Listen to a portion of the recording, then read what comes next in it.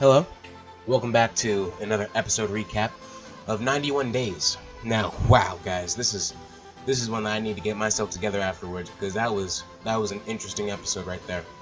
All right, so what happened? All right, so first we're starting out with a scene of with Clement and one of his men driving and transporting booze. Now, it was pretty interesting. They were just driving through.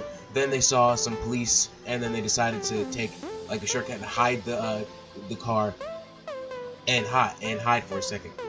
Clement went and hid by a tree, and then the other guy went and hid somewhere else.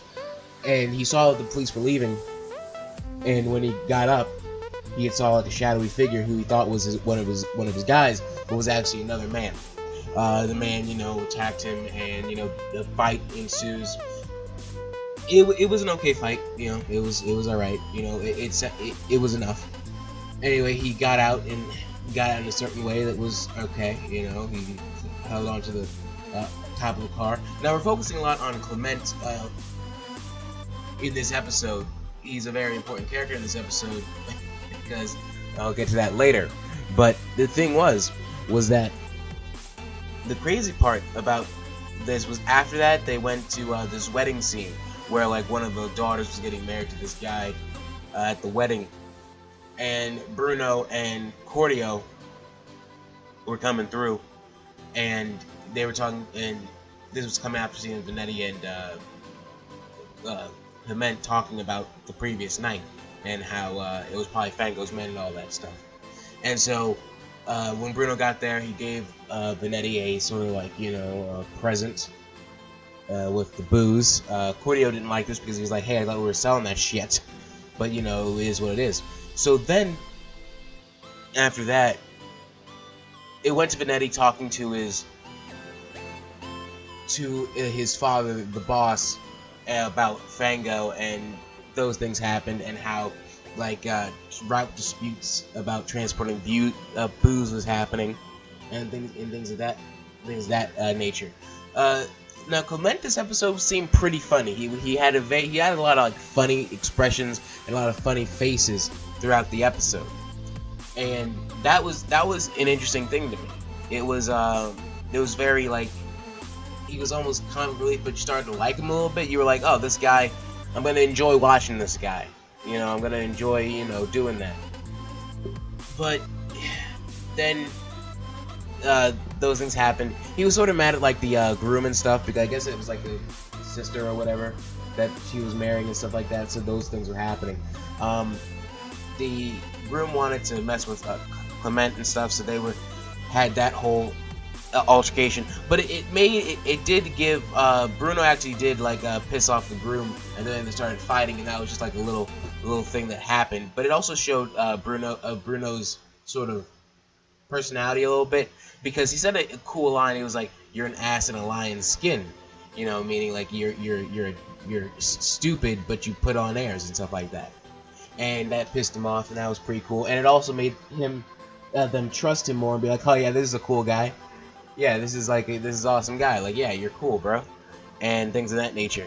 Also, they were doing the stuff where Cordio was trying to sell the booze to the family, and good relationships were going on. Then all of a sudden, it goes to Vanetti and Clement having this like meeting about what to do with Fango, and Vanetti was like, "Yeah, let's kill him." And because Bruno had come up in the conversation, they were like, "Let's ask fucking Bruno to kill him and stuff." And so they ask him to do it. Of course, Bruno says yes, because hey, I'm out for revenge. I don't care about this. But it did make Cordio be like, "Bro, like, why are you getting involved with a guy like that, bro? I don't trust this stuff." You know what I'm saying?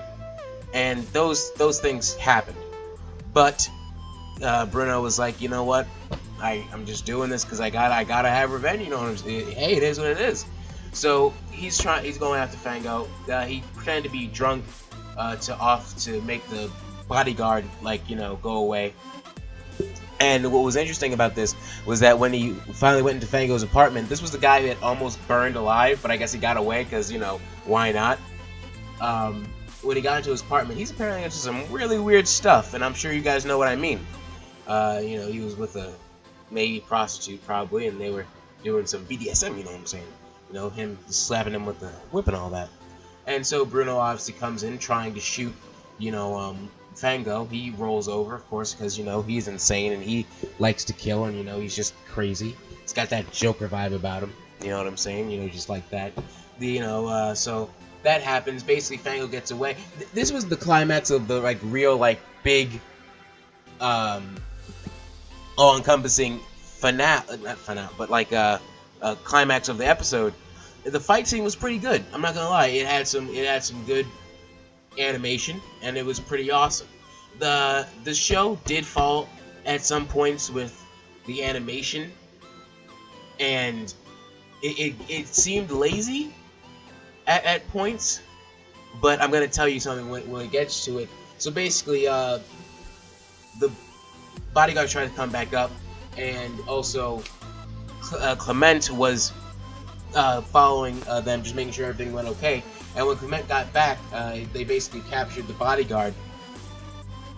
And I think they were a part of the game, but they were just doing their own thing, so that's why they were angry. I believe that was the reason.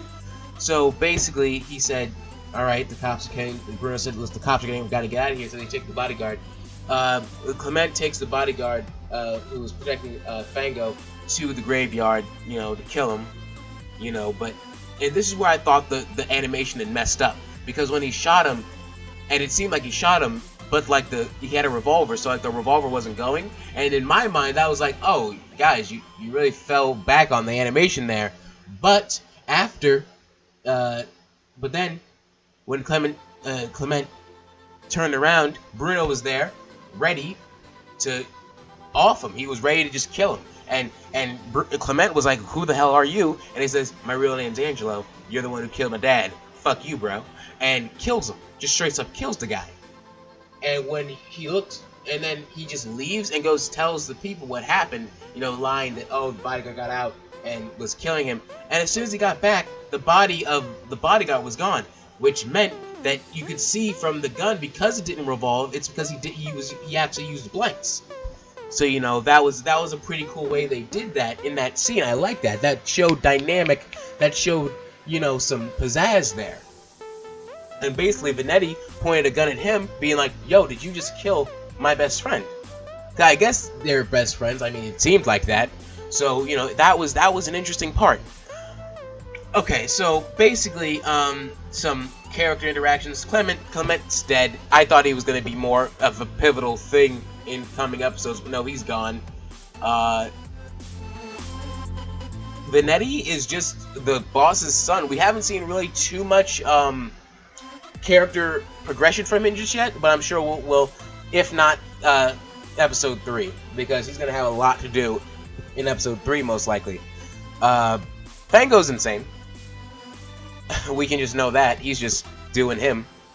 He was jumping over, like, you know, rooftops, getting away. That was insane. Cordio, still timid, still wary about even doing this.